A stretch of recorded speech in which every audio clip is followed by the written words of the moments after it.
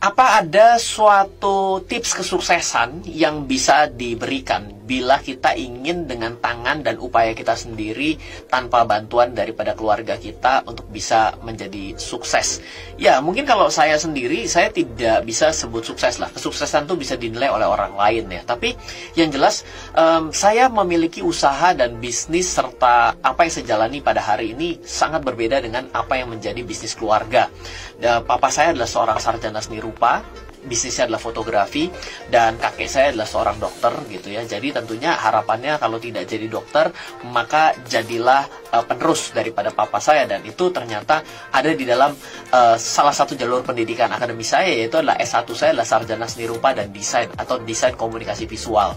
Sedangkan dalam bisnis saya sehari-hari, dalam usaha saya sehari-hari, saya lebih dikenal sebagai praktisi keuangan dan investasi, tentunya mulai dari instrumen pasar modal sampai dengan instrumen keuangan lainnya dan juga bisnis gitu ya. Dan bisnisnya juga banyak sekali dalam industri keuangan. Jadi apa sih yang ingin bisa dibagikan kalau misalnya kita ingin sukses dengan cara dan tangan kita sendiri? Yang pertama adalah yang menyebabkan saya bisa mendapatkan suatu hal yang lebih baik dari hari ke hari dan juga firm pada bisnis ini adalah ternyata adalah dari pertemanan, dari networking. Jadi kalau kita memiliki teman di mana lingkarannya, networking kita, komunitas kita itu adalah komunitas yang baik dan membangun, makanya carilah teman-teman yang memang memiliki minat yang sama, lalu juga coba cari yang sudah sukses di bidangnya. Tapi bagaimana caranya agar kita yang bukan siapa-siapa ini bisa berdekatan dengan hal seperti ini adalah kita tetap harus bisa belajar secara otodidak. Yang kedua adalah kita harus mau menjadi quote-unquote pembantu terlebih dahulu. Karena apa? Karena kita tidak memiliki nilai. Dan ya kalau bagus adalah berusaha untuk jump in dengan pendidikan yang cukup ya. Karena saya tahu saya berasal dari latar belakang yang tidak ada background sama sekali di keuangan. Salah satu cara untuk mendapatkan backgroundnya adalah saya mengejar S2 perbankan dan pasar modal.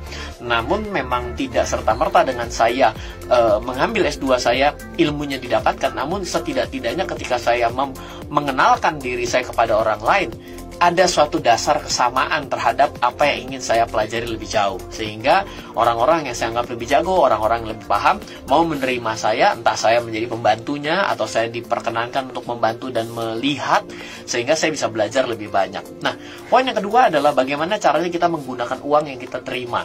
Kalau kita selalu membeli untuk kesenangan, ya, jadi yang hidup ini adalah kesenangan saat ini dan kesenangan masa depan, di mana sengsaranya berkepanjangan tapi nikmatnya sebentar. Kita selalu mengkonsumsikan uang kita ya untuk self reward gitu ya. Itu tidak akan bisa meningkatkan diri kita. Jadi uang yang kita investasikan itu setidak-tidaknya harus bisa berujung kepada 3 hal. Yang pertama adalah berujung kepada investasi waktu. Yang kedua adalah investasi kesehatan. Yang ketiga adalah investasi keuangan. Dimana ketika kita berbicara mengenai investasi kesehatan, kalau kita sakit-sakitan, kalau kita selalu makan ala kadarnya, nanti pada akhirnya seiring dengan waktu usia bertambah kita akan menjadi orang yang sakit-sakitan. Ya karena sakit itu tidak bisa dalam waktu 1 malam terjadi, karena penyakit-penyakit yang hari ini diterima oleh banyak orang adalah karena dia melakukan itu sejak dia muda. Jadi kesehatannya dikorbankan gitu ya. Yang kedua adalah ya dari sudut pandang waktu, bagaimana cara membuat kita bisa mendapatkan waktu yang lebih. Ya tentunya adalah kita bisa berpikir dan juga memiliki pendidikan. Jadi adalah dengan cara menginvestasikan uang untuk bisa belajar lebih jauh. Setiap bulannya, setiap tahunnya selalu ada suatu pendidikan baru atau sertifikasi secara formal maupun informal yang saya ambil. Dan semakin hari saya memiliki uang yang lebih, selalu saya besarkan juga untuk bisa mendapatkan pendidikan yang lebih baik lagi. Jadi itu saya berlakukan bukan bagi diri saya juga, tapi saya juga berlakukan kepada anak saya. Sehingga kenapa? Karena agar tahu bahwa ketika banyak orang yang bilang, pendidikan itu tidak terlalu penting. Betul, kalau misalnya kamu dari sudut pandang keluarganya orang kaya punya koneksi, ya kamu perlu jadi direktur tanpa perlu memiliki pendidikan. Tapi kalau buat orang-orang yang tidak memiliki apa-apa, bagaimana caranya kita bisa membergen kepada orang lain bahwa saya menjadi layak adalah salah satunya dengan memiliki pendidikan dan kompetensi yang cukup. Itu tentunya akan menjadi suatu hal yang sangat penting. Jadi sebenarnya dari 2 poin ini, itu adalah cara bagaimana kita bisa untuk sukses dalam bidang yang kita inginkan, meskipun itu tidak berasal dari keluarga kita. Dan Itu saya alami, ya masih banyak lagi, tapi nanti saya akan coba bagikan lagi secara step by step. Misalnya salah satu adalah saya belajar, setelah belajar saya ajarin orang lain. Kenapa? Karena ketika kita belajar, kita itu berarti berusaha untuk mengingat, tapi ketika kita mengajarkan kepada orang, berarti itu perkara yang berbeda.